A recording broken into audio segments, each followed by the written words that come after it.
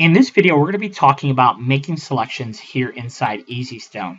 One of the things that when I very first started the development with EasyStone 2 years ago, I knew I needed some very robust selection tools to be able to isolate stones in a design very, very quickly and easily.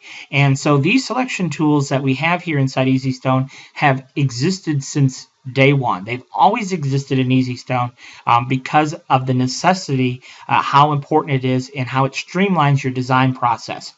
Now, what's frustrating for me, and I don't mean to sound like a crybaby, but I guess I am sounding that way, is I'm making this video as a bit of a rebuttal to a video that I just recently watched in regards to the new TRW Stone Wizard version 2.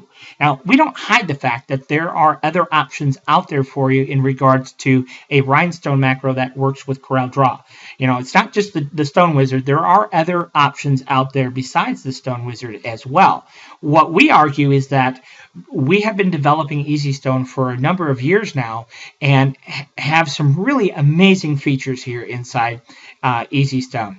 And to have your competitor tell the world that, no, you don't have those features, well, that's kind of frustrating. So I have to make the video to say, yes, I really do. These features really are there. Because otherwise people would just assume that, you know what, that's accurate information when it's not. So if you watch the selection video by TRW Stone Wizard like I did earlier today, you'll see that at the very beginning, hey, look at these new selection tools. They're absolutely amazing. And you won't find these in any other program out there. Any other rhinestone macro, you name it, TRW has got it and the other guy doesn't. And that's just not accurate information. So we're going to give you the information. We're going to encourage you to download the demos. If you're not an existing user, download the demos. Try both programs, but educate yourself on what these programs do, how they work, how they differ, how they're similar, and then decide. Don't just go in with blinders and say, nope, nope, nope. I'm not going to consider that one because, you know, that guy, you know, he posts really bad stuff. No, understand what you're talking about. Because when you have a competitor that says, no, that software doesn't have that, no other software has it, and they do, well, that's pretty frustrating to the other software developer. When you have a competitor, they don't call you out by name, but they definitely say in the very beginning, no other software has these selection tools, which just isn't accurate. If you watch the TRW Stone Wizard video in regards to making selections, you'll see that you have to left click, right click, shift click. You have to clear one selection before you make another. I mean, it's kind of an odd process that you got to go through to make selections, and it's much more streamlined here inside EasyStone. So enough of the banter. Let me get to the facts. If I want to pick up all blue stones, I select a blue stone, I hit create selection, it picks up all blue stones. You can see that. If I want to move those blue stones, there you go. So it picks up all blue stones. Well, what if I want to pick up all crystal and all blue, but only of particular sizes? Well, the blue stones here are SS16. The crystal here on my mom is 10. So what if I want to pick up crystal and blue, but only in the sizes that I've marked? Any other sizes I don't want to pick up? Well, we're going to tell it, we're going to filter the selection to say, pick up those stones that match the same size and fill and create selection. And now you can see what we get. We get just the blue stones that are SS16. We get just the crystal stones that are SS10. Okay? So very, very simple when you use these filters. All right? Any selection you could possibly dream of can be created with these filters.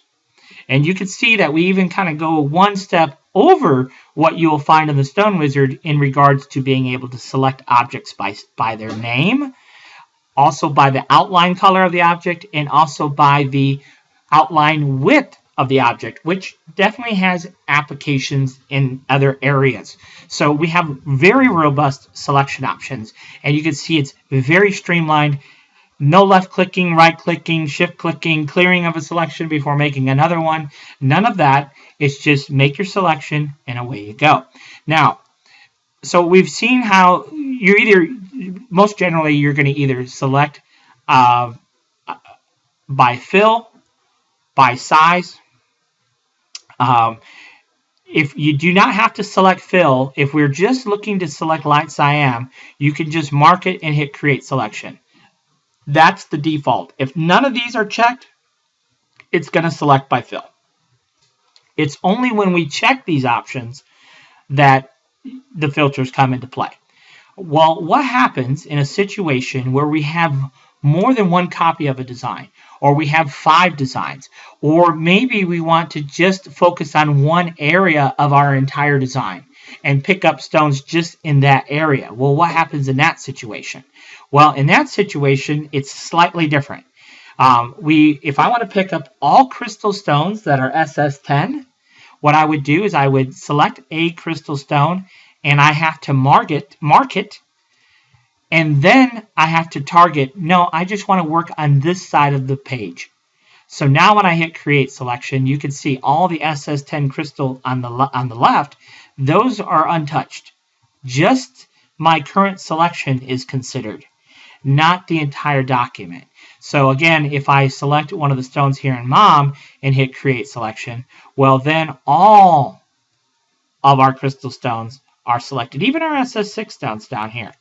All right. So, but if I want to, again, mark one of those crystal stones, select this and say filter match only fill in size, then it's not going to select my SS6 crystal down here. Okay.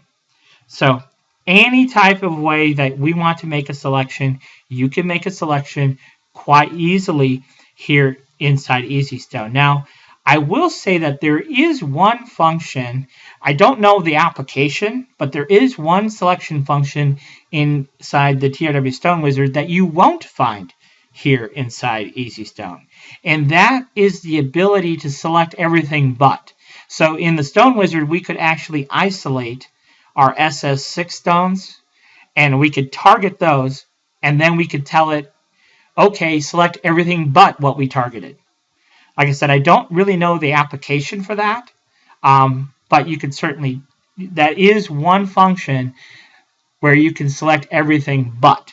Now, in EasyStone, if we wanted to do that, select everything but SS6s, it's kind of an unnecessary feature, if you will, because what I could do here is I could simply select, come in here and select one of each and mark. So I've marked a red, a crystal, and a blue. And when I make my selection, I would again filter by size and by fill and hit create selection, and it would select everything but the 6s. Now, granted, I did have to select one of each stone in order to isolate, in order to pick up everything but the 6s, but really it's not that big a deal. So the invert selection option, I guess, is something that we don't have, but I've never had a need for it in all the designs I've ever created, so that's why we don't have it. But at any rate, now you get a better understanding of how to utilize the filters here inside EasyStone to make your selections. Very, very simple way of going about it. You don't have to clear one selection before starting another.